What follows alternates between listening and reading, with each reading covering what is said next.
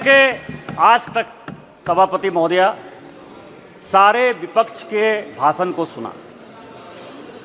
सारे विपक्ष के भाषण में असत्य, गुमराह करने वाले तथ्य, निराशावादी, डर और डर की जो पराकाष्ठा हो सकती है कि डर के आगे कुछ नहीं है, हम कभी जीत नहीं सकते, उस तरह के भाषण को देखा।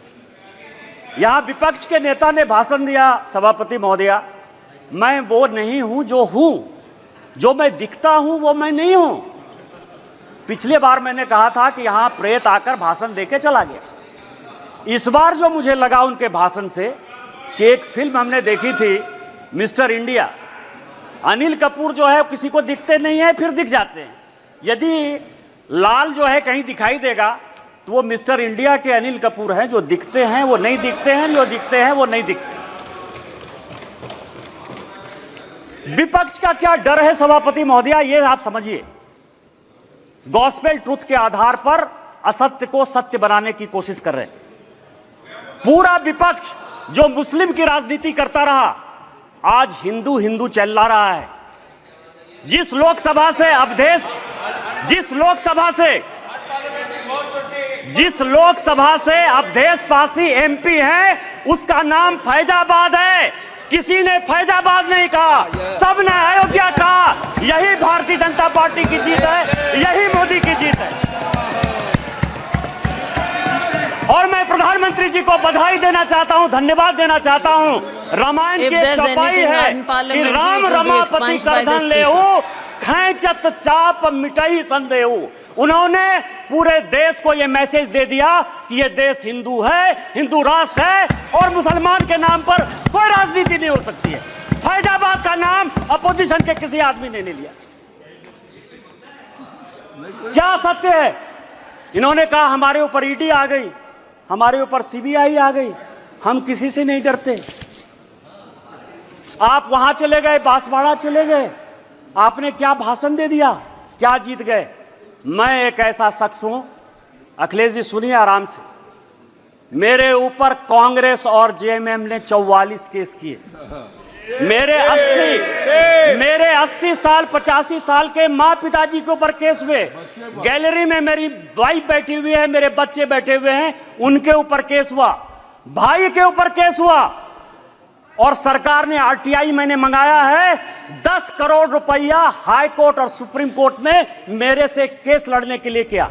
मैं जब चुनाव लड़ने के लिए गया, राहुल गांधी जी की यात्रा हुई, मल्लिकार्जुन खड़गे का 2 कार्यक्रम हुआ, प्रियंका गांधी जी गई, उन्होंने कहा कि मैं चैम्बर में बैठा रहता हूं और मैंने कहा कि मैं मोदी का सिपाही हूं, मैं भारतीय जनता पार्टी का सिपाही हूं और मैंने वचन लिया, प्रण लिया कि मैं जनता के पास वोट मांगने नहीं जाऊंगा।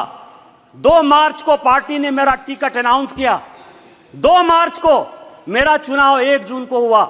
90 दिन के पूरे कैंपेन में मैंने जनता से वोट नहीं मांगा और मैं यहां पार्लियामेंट में जीत कर आया, आपको हरा कर आया हूं।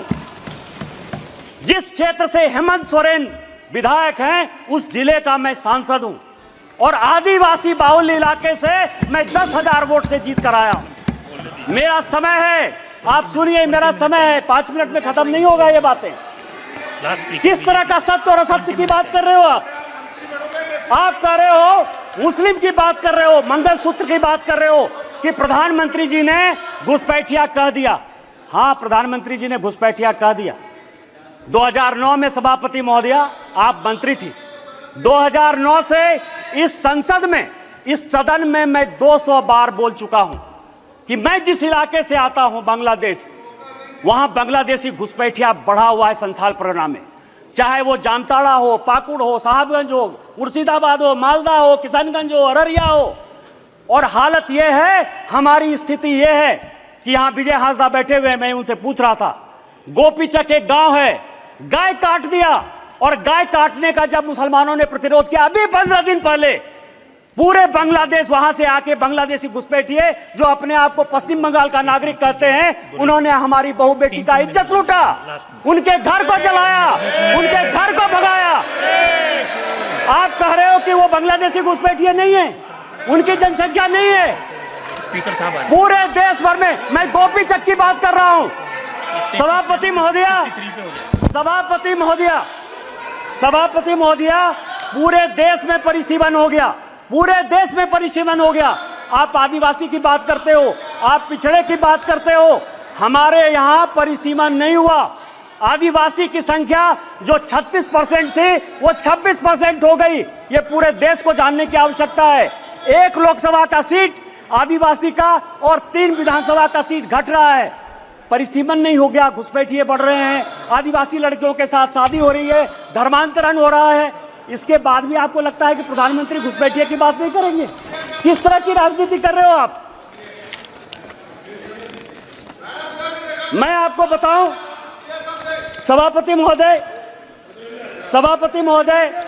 शिव की बात होती है, हम उस विचारधारा के लोग हैं। अधजल गगरी छलकत जाए, जिसको कुछ समझ में नहीं आती। यदि आपको शिव का ही दिखाना था, गुरु नानक का दिखाना था, तो मंदिर चले जाते यार, गुरुद्वारा चले जाते। इस पार्लियामेंट में फोटो क्यों दिखा रहे?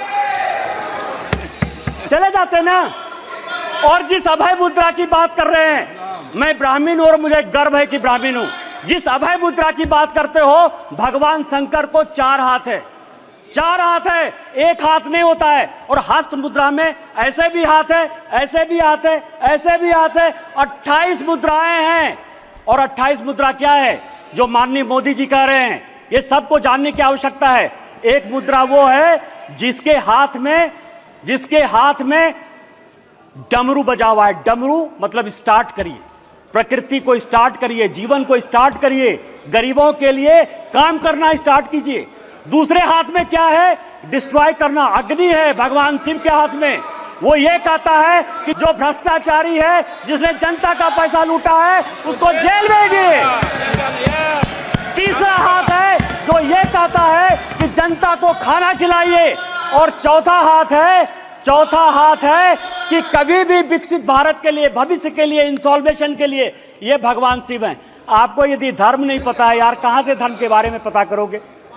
त्रिशूल जो है भूत, भविष्य और वर्तमान की व्याख्या करता है, इसीलिए वो त्रिशूल है। और हमारे प्रधानमंत्री भूत, भविष्य और वर्तमान को देखकर विकसित भारत के संकल्प के साथ आगे बढ़ रहे हैं। इसलिए ये बात आपको समझ में नहीं आएगी।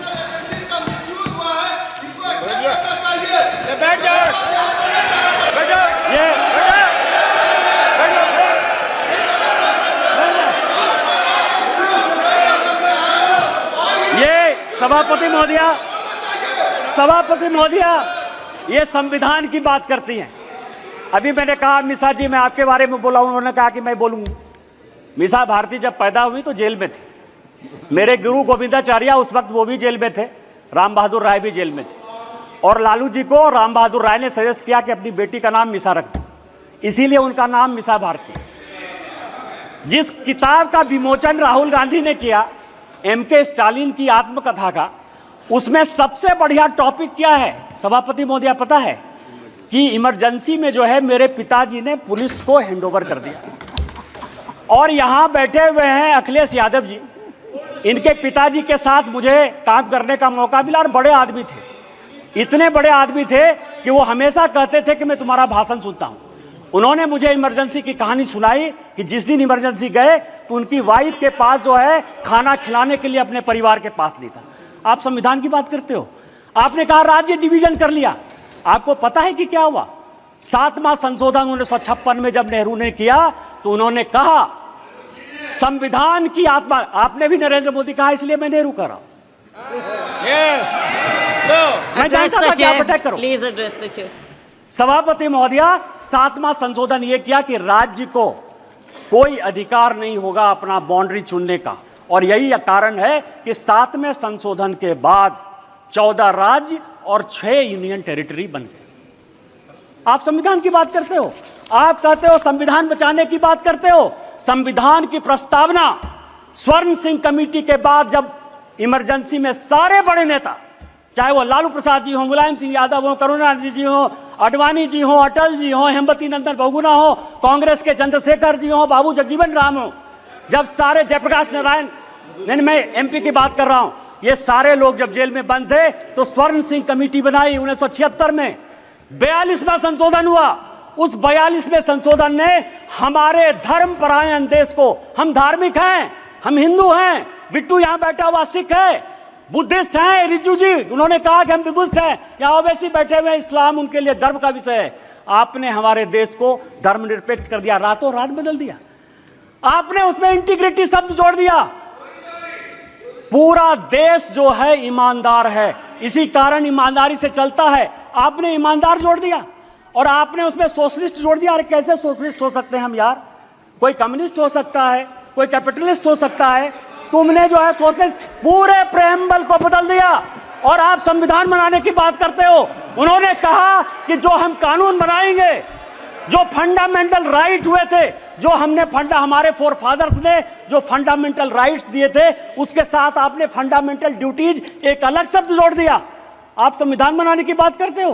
पूरा का पूरा 42वां संशोधन, उन्होंने कहा कि जो संविधान कानून बनाएगा, क्योंकि इंदिरा गांधी की सदस्यता खत्म हो गई थी, उन्होंने कहा कि हम फिर से रिइंस्टेट होकर देश के प्रधानमंत्री बन जाएंगे। आप मेरे ऊपर कोई क्वेश्चन नहीं कर सकते हो। लोकसभा के जो समय है, समय सीमा 5 साल, उन्होंने कहा अब 6 साल होगा। खाता न वही, इंदिरा गांधी जो कहे सही, संविधान वही है। अरे संविधान बचाने वाले यदि मोदी ने संविधान बदला, 370 के लिए बदला, शेड्यूल कास्ट के लिए बदला, ओबीसी को संवैधानिक दर्जा देने के लिए बदला। और जब भी शेड्यूल टाइप ओबीसी की बात होगी, हम संविधान बदलेंगे और हमको कोई संकोच नहीं। सवाल ये है, ये आर्य और अनार्य की बात करते हैं, ऋषि मुनि की बात करते हैं। राजा साहब, आप हमारे मित्र हो। मैं एक ऐसा आदमी था जो तिहाड़ में आपसे मिलने के लिए गया, कांग्रेस ने आपको जेल भेजा। आपको पता है कि गुरु वशिष्ठ, विश्वामित्र, अगस्त मुनि, ये कोई भी ब्राह्मण नहीं थे। रामायण, महाभारत, गीता लिखने वाले कोई भी ब्राह्मण नहीं थे। कोई भगवान ब्राह्मण नहीं है। रामायण वाल्मीकि ने लिखी, महाभारत वेद व्यास ने लिखा, चारों वेद और 13 उपनिषद सभी वेद व्यास ने लिखे, जो मछुआरे के बेटे थे। और चाहे वो ऋषि अगस्त हो, ऋषि कन्नन हो, आप जो है आर्य और अनार्य के बीच में। और आप ही के सांसद, कांग्रेस के सांसद, 1952 में जिस कांग्रेस के सांसद रामधारी सिंह दिनकर को नेहरू जी संसद बनाकर लेकर आए, सांसद रहे, 12 साल रहे, देश के बहुत बड़े कवि, उन्होंने संस्कृति के 4 अध्याय लिखे। उस संस्कृति के 4 अध्याय में उन्होंने लिखा कि ना कोई आर्य है ना कोई अनार्य है। जो हरिजन, जो शेड्यूल कास्ट तमिलनाडु का है, वही कलकत्ता का ब्राह्मण है, और जो कलकत्ता का